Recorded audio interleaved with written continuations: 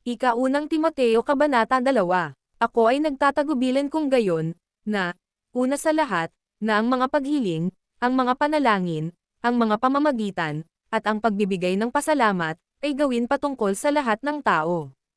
Patungkol sa mga hari, at patungkol sa lahat ng nasa kapamahalaan, upang manguna tayo ng isang tahimik at payapang buhay sa buong pagkamakadiyos at katapatan. Pagkat ito ay mabuti at katanggap-tanggap sa paningin ng Diyos na tagapagligtas natin. Na may ibig na ang lahat ng tao ay maligtas, at makarating sa kaalaman ng katotohanan. Pagkat may iisang Diyos, at iisang tagapamagitan sa Diyos at sa mga tao, ang taong si Kristo Jesus.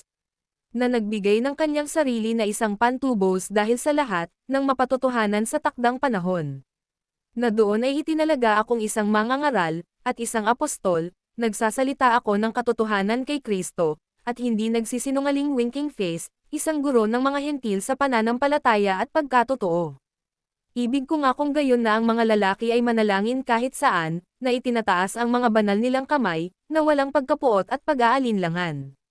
Sa katulad na pamamaraan din naman, nag-i-aka ng mga babae ang kanilang mga sarili sa mayanhing pananamit, na may nahihiyang mukha at kahinahunan, hindi ng nakatirintes na buhok, o ginto, o mga perlas, o mamahaling kasuotan.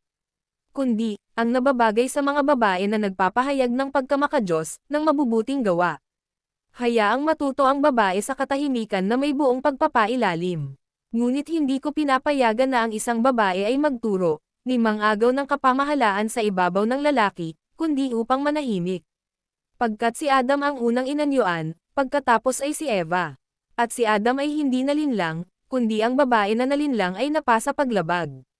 Sa kabila nito ay maliligtas siya sa panganganak ng bata, kung magpatuloy sila sa pananampalataya at pagsinta at kabanalan na may kahinahunan.